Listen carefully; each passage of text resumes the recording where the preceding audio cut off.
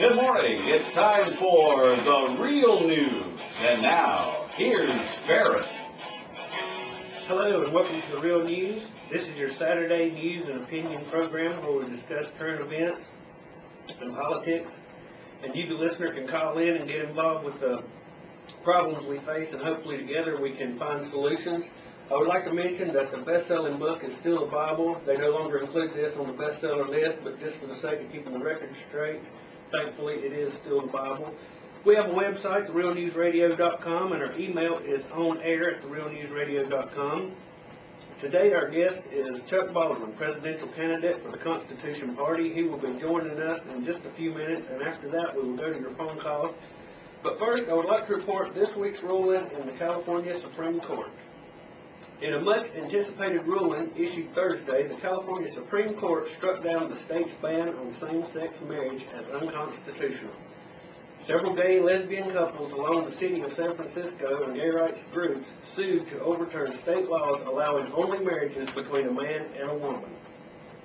With the ruling, California becomes the second state to allow same-sex couples to legally wed.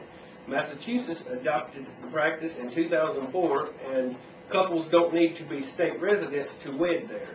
Vermont, New Jersey, New Hampshire, and Connecticut permit civil unions, while California has a domestic partner registration law. More than a dozen other states give gay couples some legal rights.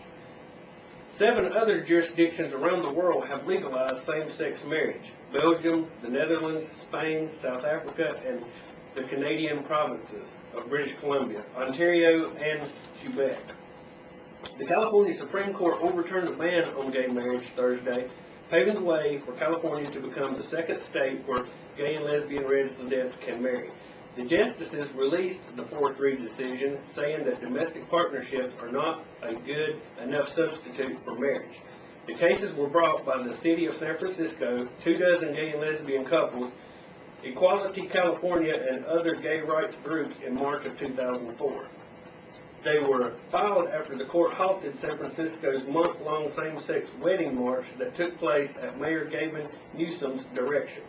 Several of those plaintiffs stood on the courthouse steps Thursday, cheering and weeping with joy as the decision came down. "We were thrilled to celebrate today," said Beth Tepper. According to Sacramento television station KCRA, Tepper is executive director of Children of Lesbian and Gays Everywhere, an organization representing families with one or more gay, lesbian, or transgender parents. Mayor Newsom's spokesman Nathan Ballard sent out a 2-word text message to the mayor's staff upon hearing the decision. "We won," it read.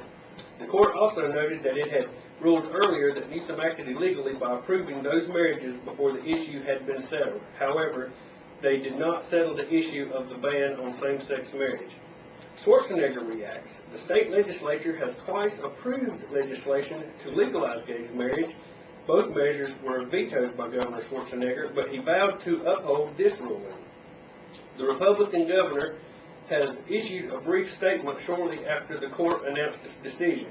He also reiterated his previously stated opposition to the anti-gay marriage initiative proposed for the November ballot. This initiative would write a ban on same-sex unions into the California Constitution. Why does the governor oppose a proposition on the ballot? Maybe he doesn't want the public to have a chance to speak. And also, 6 of the 7 justices on the court were appointed by Republican governors. The saying is, as California goes, so goes the country. This is another sign of moral decline in America. Brad Dacus of Pacific Justice Institute, when he was our guest some weeks ago, commented on the soon-to-be ruling. We may need to have him back on. Do you as citizens in this area accept this? What needs to happen to turn our country around? Is the church asleep nationwide? People, when we go to the phones, call in. Do you condone this lifestyle? It's California today. It might be North Carolina tomorrow. And marriage has, in centuries past, always been considered a union sanctioned by the church and, more importantly, by God. Now, morally bankrupt judges sit in their courts and legislate what marriage is, caring not what God had to say on the subject. We're going to go to Brian. The price of liberty. On September 11, 2001, the United States endured the most vicious attack upon its soil in our history, topping even the Pearl Harbor attack by the Japanese in 1941. Yet during World War II, the United States and its allies fought the tyrannical forces of fascism, upholding the American way of life, defending liberty, and our great Constitution. This time around, however, the primary target of our government's aggression is the American people. When the President of the United States is sworn into duty, they take an oath to defend and uphold the Constitution of the United States. Yet, since 9/11, we have all heard George Bush proclaim that his duty is to provide for the security of the state. We hear nothing of upholding the Constitution, and with good reason, because it is being dismantled to supposedly make us more secure. With legislative measures like the Patriot Act, all aspects of our lives can now be monitored by the government. Our emails, internet searches, phone calls, travel, financial transactions, medical and legal records. All of this, of course, is in complete violation of the Fourth Amendment without probable cause. Yet we managed to defeat the Nazis and Japanese without such measures. Did something change? Is Al-Qaeda really that much more advanced and equipped than Nazi Germany was, Imperial Japan was? Do we need to take such drastic action to thwart terrorist activities? Of course not. Our government is exploiting the situation to implement controls on the population and to enslave us.